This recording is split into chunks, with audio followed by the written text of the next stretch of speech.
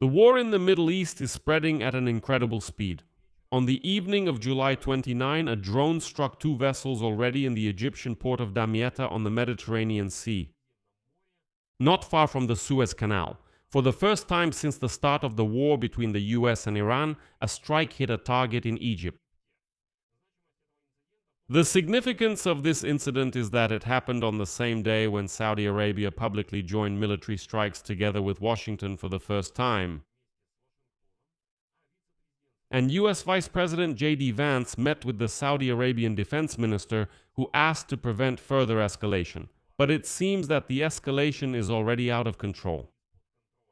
The United States of America resumed its strikes on Iran on the night of July 30th. In general, in this episode, we will break down what happened near the Suez Canal, how the conflict is spreading across the Middle East, and what further scenarios analysts are discussing. And I'll say right away, the forecasts are not optimistic at all. My name is Alexei Pechi. Let's discuss this topic together. But before we start, I ask you to subscribe to this YouTube channel. It will literally take a second of your time. We are moving towards the milestone of 300,000 subscribers, so I will be grateful for each of your subscriptions. To be continued. So, let's start with the incident near the Suez Canal. According to the British maritime security company Ambry, a drone struck an American-owned gas storage vessel in the port of Damietta. This is a liquefied natural gas hub on the Mediterranean Sea, near the place where the canal connects the Mediterranean and Red Seas. According to the trade intelligence company Kepler, two vessels were damaged. The floating storage regasification unit Energos Winter and the gas carrier tanker Gazlock Salem. The drone struck the Energos Winter, after which the fire spread to the second vessel. The fire was extinguished immediately and there were no casualties. This was reported by the Egyptian Ministry of Petroleum. Nevertheless, this is already a sign of the war truly expanding and an attempt to completely block the entire region. Let's pause here and explain a bit. In short, the point is that Iran is blocking the Hormuz Strait, which is the exit from the Persian Gulf.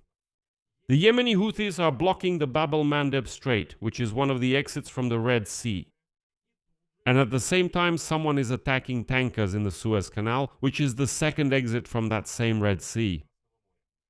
If you put it all together, it's an attempt to completely destroy any possibility of exports from Saudi Arabia. Let me explain it even more simply. If we look at Saudi Arabia, it actually has three ways to export its oil. On one side, we have the Persian Gulf, and there, tankers can go out through the Strait of Hormuz, then into the ocean and basically anywhere.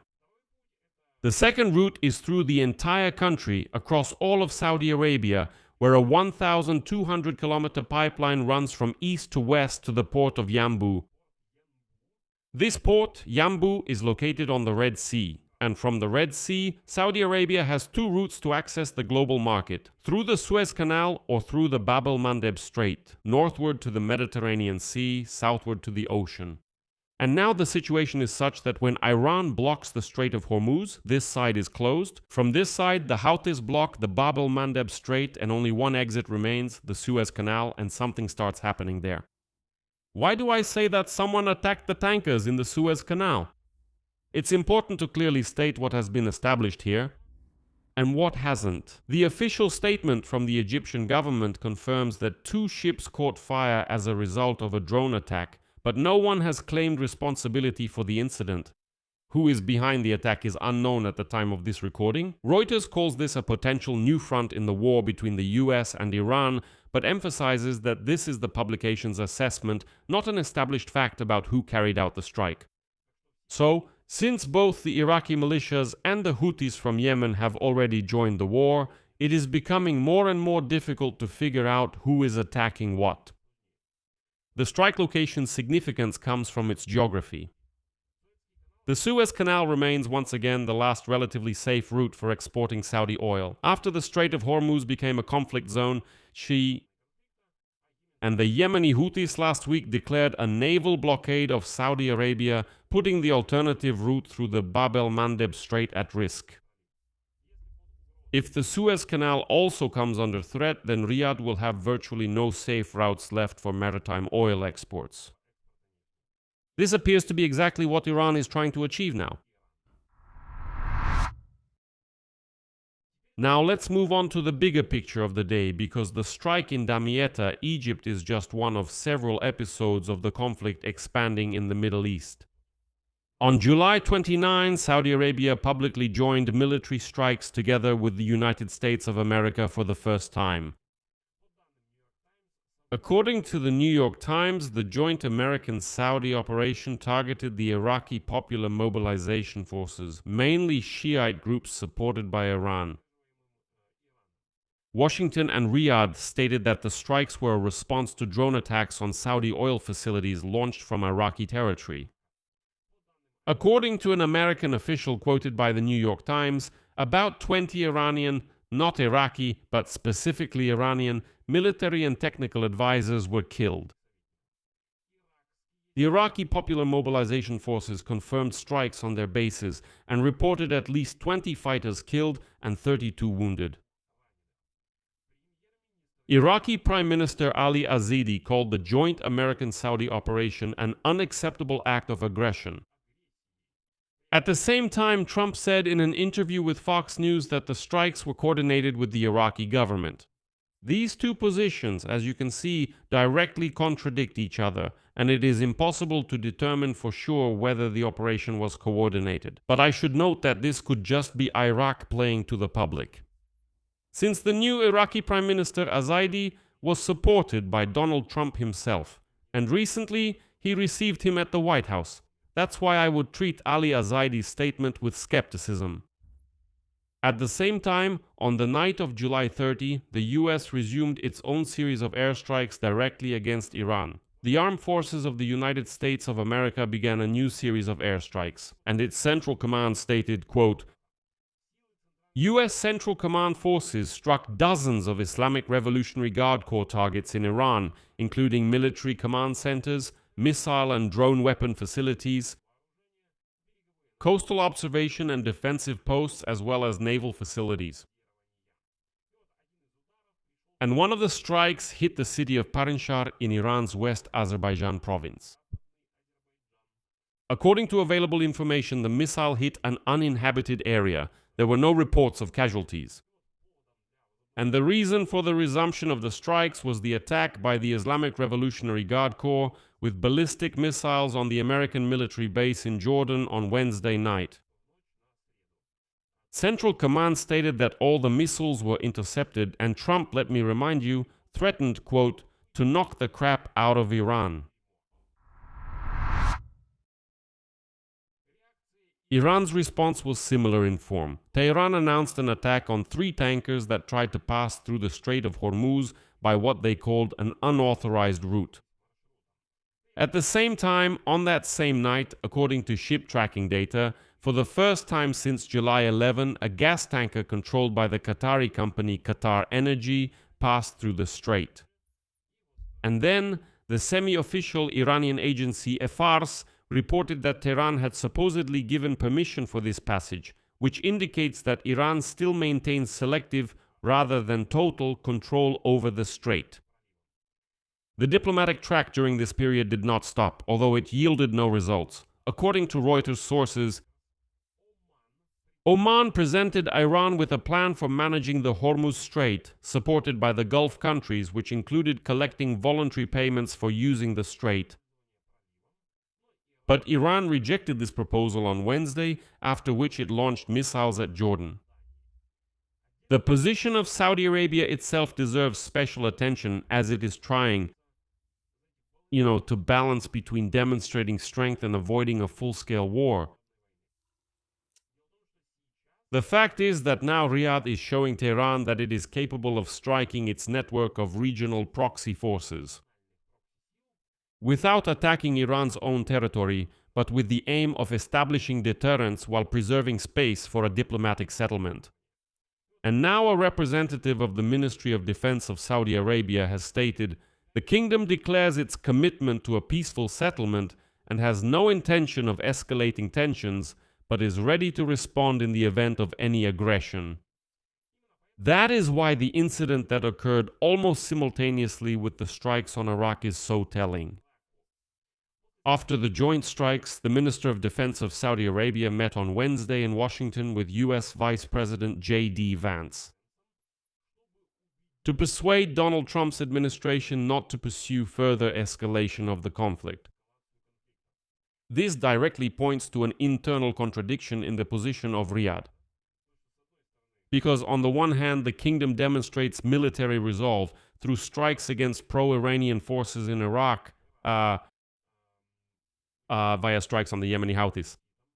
But at the same time, on the diplomatic level, Saudi Arabia is asking Washington not to expand this war any further. The economic dimension of the conflict has also noticeably intensified now. So, when I say that the war is escalating, unfortunately, it is also affecting global markets. On Thursday, Brent crude oil prices rose to $92.21 per barrel, and now investors, as Bloomberg writes, were torn between fears of escalation and hopes for a settlement that could lead to the resumption of shipping through the Hormuz Strait. The Houthis' attacks on ships in the Red Sea also forced the London marine insurance market to expand the high-risk zone, including more of the coastline adjacent to Saudi ports. If insurance becomes more expensive, as you can imagine, oil prices will also go up. Now let's talk about who benefits from this, who doesn't, and what scenarios can be expected going forward. For the United States of America and Saudi Arabia, a joint show of force in Iraq allows them to demonstrate their determination to contain pro-Iranian groups together, but at the same time, it carries the risk of getting drawn into a broader and uncontrollable conflict. Hence the appeal from the Saudi Defense Minister to J.D. Vance asking for moderation. That is, the Saudis understand that yes, they need to show their teeth, but they probably shouldn't actually bite, because then the war really expands to the point where it becomes impossible to control. The situation creates double pressure for Iran. On one hand, attacks on its proxy forces in Iraq weaken its regional network of influence. On the other hand, control over the Hormuz Strait remains Tehran's only significant lever of pressure, which it uses selectively. Still, it allows certain ships to pass by agreement. For Egypt and global shipping, the incident in Damietta creates new uncertainty. Because if the Suez Canal really comes under threat of attacks, the only safe export route left for Saudi Arabia will be put under a big question mark, which will affect not only regional but also global trade participants. Just imagine this whole area simply gets blocked. And then all the traffic, absolutely all the traffic, will have to go around Africa. What happens next? Well, the first possible scenario is that the conflict remains in its current format, with these targeted mutual strikes happening in parallel, but with unsuccessful diplomatic attempts through Oman and without a formal return to a full-scale campaign. So this ceasefire, which isn't really a ceasefire, continues, with strikes still ongoing.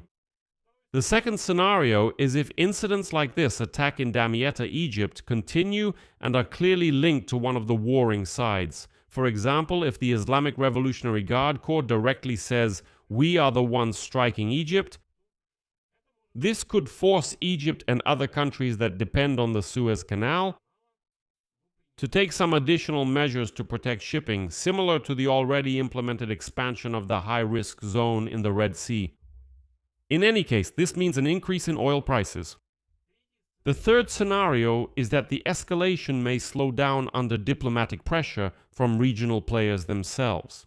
Well, first of all, from Saudi Arabia, which, based on the defense minister's address to J.D. Vance, is interested in containing the conflict just as much as in demonstrating its own strength. The bottom line? For now, I will use the official terminology. An unidentified drone struck 2 vessels in the Egyptian port of Damietta near the Suez Canal, and that's a fact. On the same day, Saudi Arabia publicly joined the US strikes against pro-Iranian forces in Iraq for the first time, and the US resumed a series of its own airstrikes on Islamic Revolutionary Guard Corps targets inside Iran. At the same time, the Saudi defense minister is asking the US to prevent further escalation. Oil prices have reacted by rising amid this uncertainty. The conflict, which began as a standoff between the US and Iran plus Israel, by the end of July had already drawn in Iraq, Yemen and Saudi Arabia. This is in addition to Kuwait, Bahrain, Qatar, and Oman and Jordan. And now Egypt is also getting involved in this. And so far, there isn't even a glimmer of hope that the war will end through diplomatic means. I'll leave it at that. Share your opinions and conclusions in the comments below this episode. Subscribe to the channel, hit the bell, and don't forget to like. That's all for now. Take care of yourselves. Goodbye, everyone.